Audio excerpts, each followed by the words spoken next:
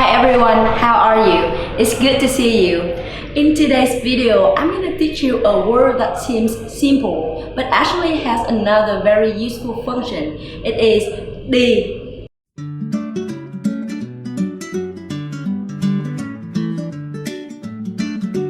Đi is just go, so easy. Why do I have to take the whole video talking about that? Before answering, I have two sentences. First, đi ăn, and second, ăn đi. Can you tell me the difference between that? Go eat and eat go. What is eat go? Never heard of it before? Yes, today I will teach you how to use the word đi at the end of the sentence. Adding the word đi at the end of the sentence to turn it into an imperative sentence is the most useful thing that you should know when you speak Vietnamese, and it could be used in so many different situations.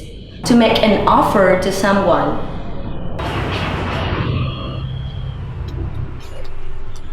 Nè, uống nước đi. Cảm ơn. To suggest something. This one is the same with less in English. Ê, chán quá, hay đi chơi đi. Ok. To give orders.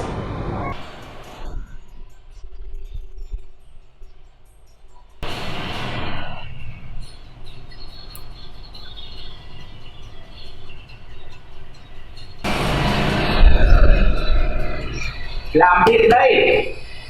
Or to beg.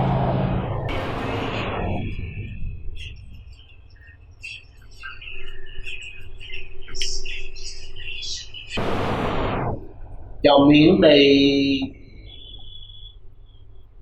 Cho miếng đi. So, using the word đi at the end of the sentence is telling someone to do something, but it depends on the intonation that you make. It could go from giving orders to begging. So do you get that now? Using the word đi at the right situation will make you sound so much more natural, so make sure to practice. Okay, bye for now. Wait, did I introduce myself at the beginning of the video? If not, I'm Nhi from TVO. See you next time.